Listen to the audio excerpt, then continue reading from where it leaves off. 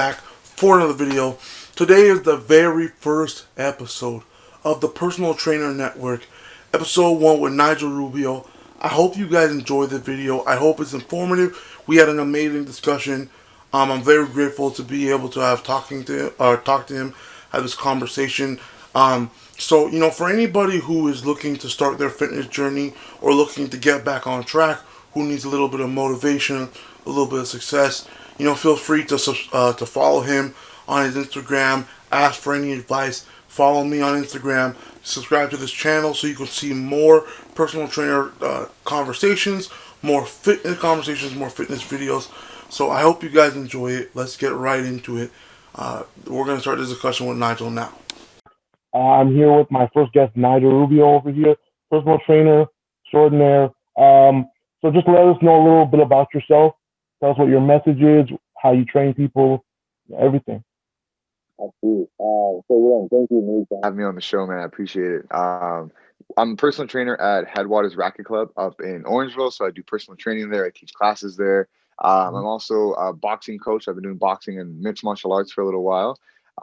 So essentially, throughout classes, throughout personal training, what my message and my goal is just to make a change in someone's life. Like we were kind of speaking about this before, and as long as I can, feel that I've actually left a long-lasting impression and I've trained someone and I've given them value, that's the goal, man. Like where, what I said earlier, that one of my main things that if you're working with me as a client, you don't need to be relying on me, right? I always want to make sure that after, 3 months of training, that person feels like they could go to the gym and write their own workout and understand what they're doing. You know what I mean? That they choose to be with me as a trainer because of what I provide, the value that I have, and the knowledge that I can give them, and just to critique and make them better, regardless of what they're training towards, right?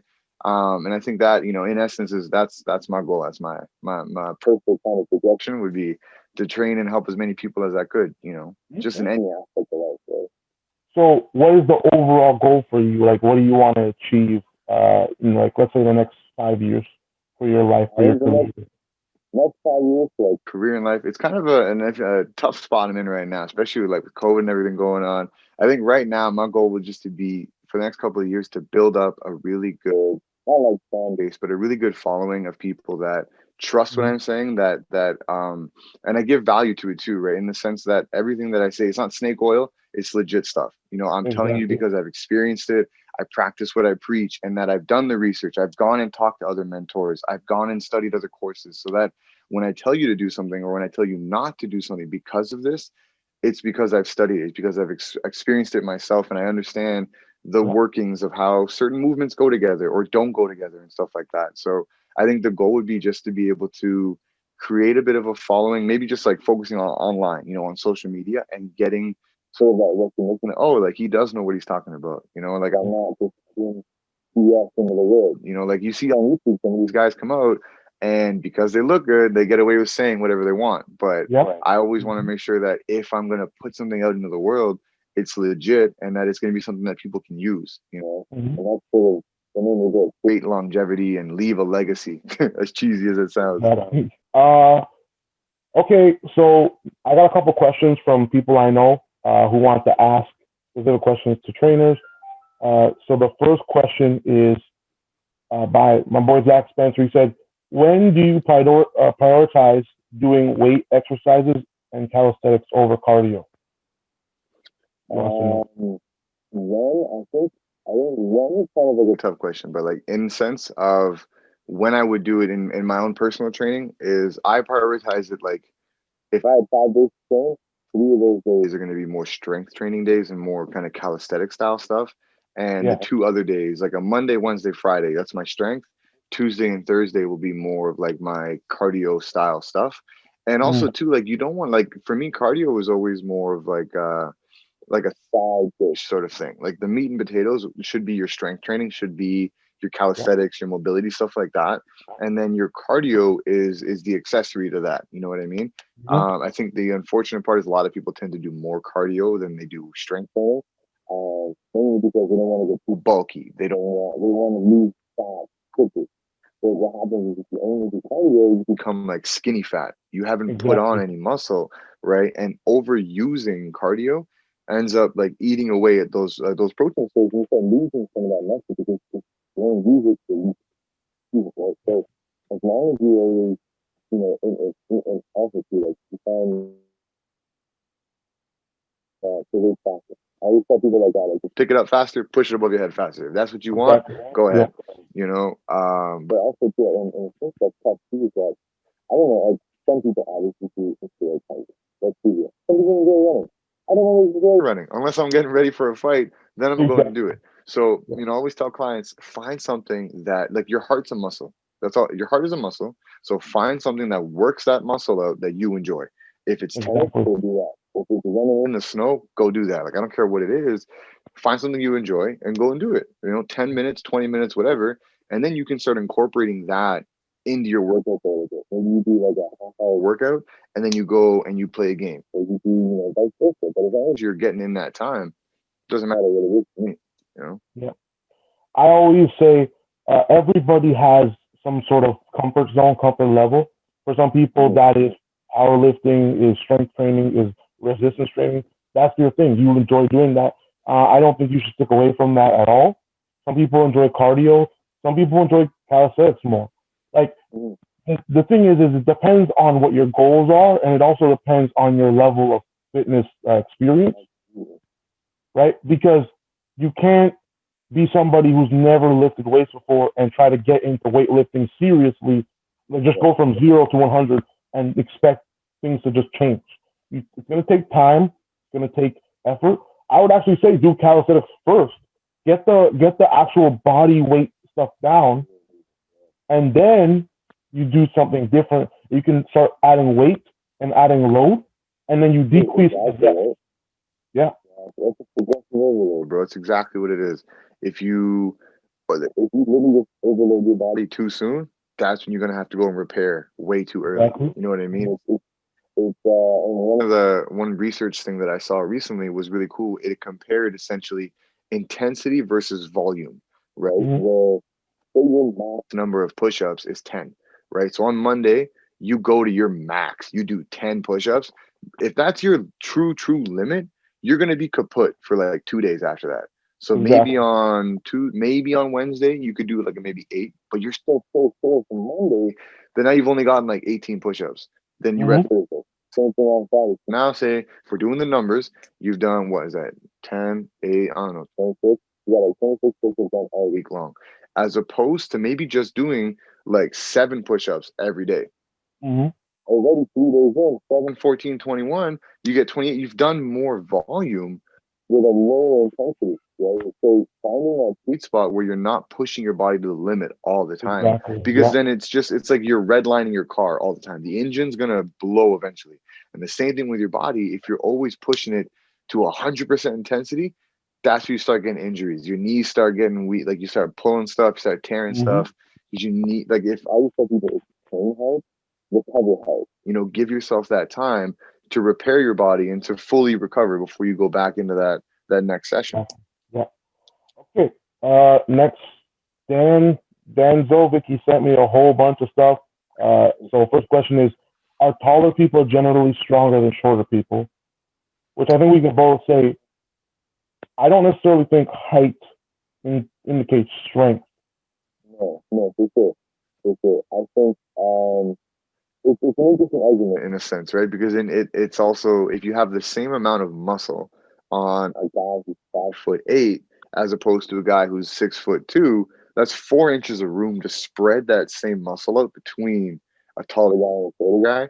And so I think what it is it might just make certain movements easier in a sense, right?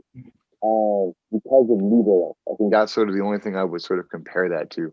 But it's an interesting kind of comparison. I think for me, I equate it to like boxers in a sense.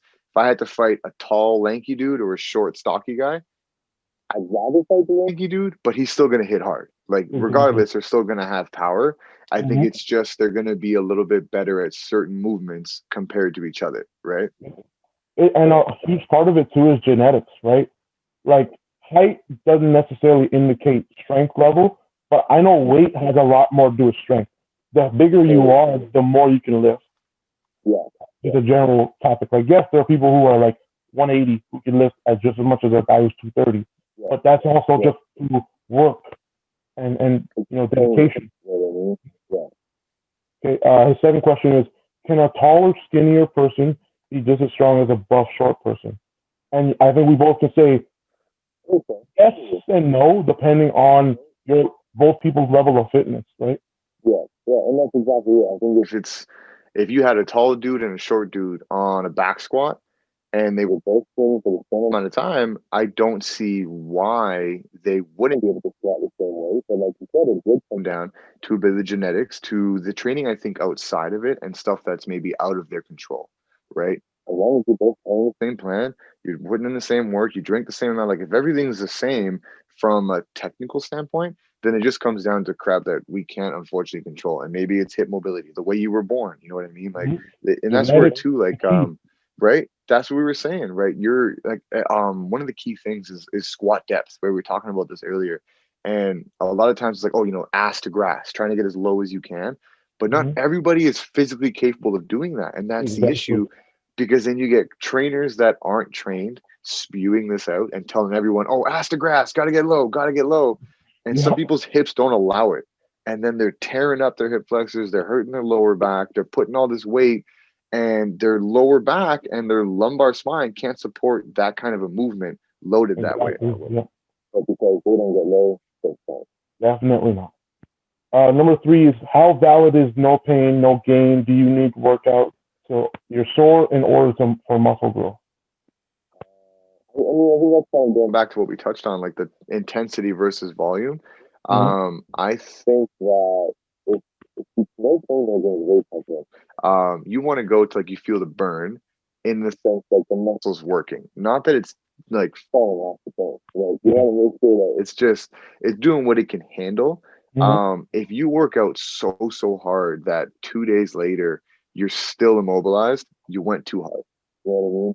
And that's where intensity versus volume is important, because you don't want to overdo it, because then you're going to be recovering for way longer than you're actually training, and then it slows down how quickly you can get to your goal. So I think this last one, I'm pretty sure we just answered, because he's just basically just saying, how are people with lanky, smaller builds stronger than people who work out? Again, it depends on how much you work out, your level of expertise, and your genetics. Things you can't easily control. Absolutely. Yep. Okay, the last question is from Chantel. She says, I know when it comes on to health, there are many misconceptions about diet and nutrition. And in that, and in the past, I thought that carbs were the worst enemy when it came to losing fat. I tried doing keto for 1 week and lost 7 pounds and felt terrible. My energy levels were low. I felt drained. I was bloated and couldn't use the washroom. I know, TMI. And I wasn't supposed to read that. Anyways, when I later slowly started adding healthy carbs to my diet, I slowly noticed a change overall. With that being said, I think it would be nice to hear from someone for the misconceptions when it comes to diet and nutrition, like carbs, for example.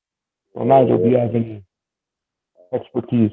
That we got to hear the beginning of that show, and then also when she made that change and started eating carbs again, and like, damn, I feel normal, like I feel okay. And I was kind of like chuckling to myself, because a lot of the misconception on carbs is that yes, they are evil, don't eat them, cut them out. And then you saw how she said, I went on the keto diet and I lost 7 pounds. And my argument to that is always like, and I'm try to say this tactfully, because I don't ever want to upset no one that's on one of these diets. Oh, he's just bashing my diet. I'm like, listen, anyone's going to lose weight if you're in a caloric deficit. That's the bottom line, right? No matter what, that's the science that we know. You're going to lose weight if you're burning more calories than you're putting in, right? Now, when you go to a keto diet, naturally, I think carbs and just straight up no more carbs. You have, or maybe I don't know if it's keto or paleo, but it's where they really focus on just proteins and like vegetables. So naturally, right?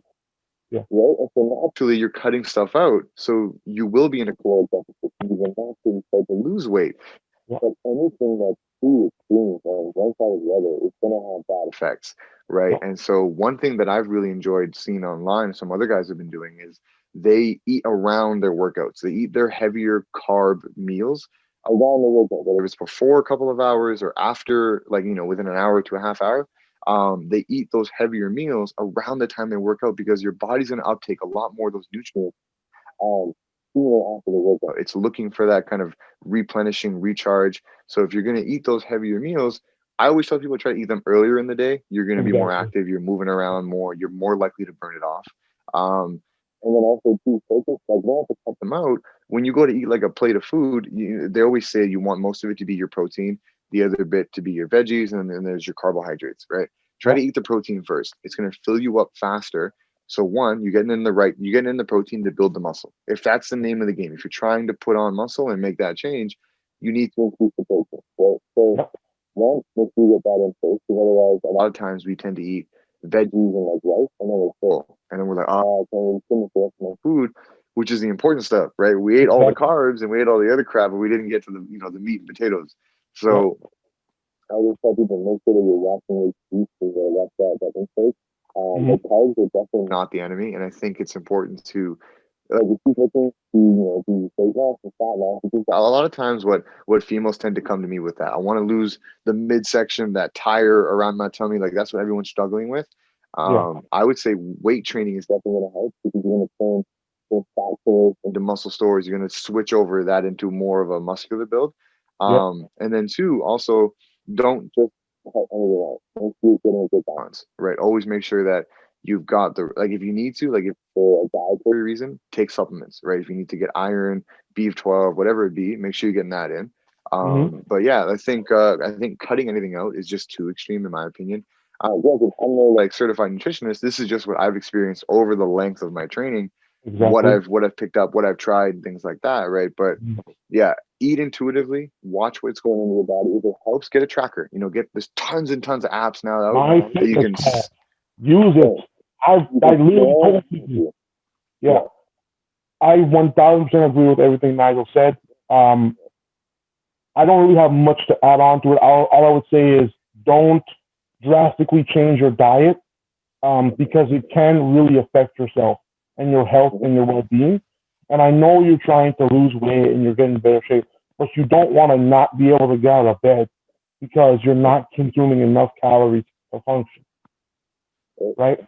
Yes, if you're drinking 2 liters of pop a day, yes, stop. But don't just go from drinking 2 liters to not drinking pop at all. Slowly wean it off, right? And that's honestly just the best solution to that. So I want to thank Nigel so much for being a part of this. You make sure you guys go follow him on Instagram, check out his stuff. If you need a client or you need a trainer, please go check him out. Let him. Alright, that's the end of the video. I hope you guys enjoyed it. So, this is the first episode in the Personal Training Network. Let me know what you guys think in the comment section below. If you have any fitness questions, if you have any things you want to know, make sure you let me know in the comment section below. Again, make sure you go subscribe and follow Nigel on all his stuff. Show him some love, show him some attention. Let him know, that he's a dope trainer, a dope guy. I'm very grateful to have had this opportunity to talk to him, and I want to continue to learn, to grow. So for all these personal trainers, I get to learn a little bit of things from them. I get to take little things from them, so I'm very appreciative of that. If you guys like the new content, let me know about it. Make sure you leave a like on the video. You share it with your friends. You subscribe to the channel for more videos like this. We will see you guys next Thursday and a Fitness Friday video tomorrow. Peace.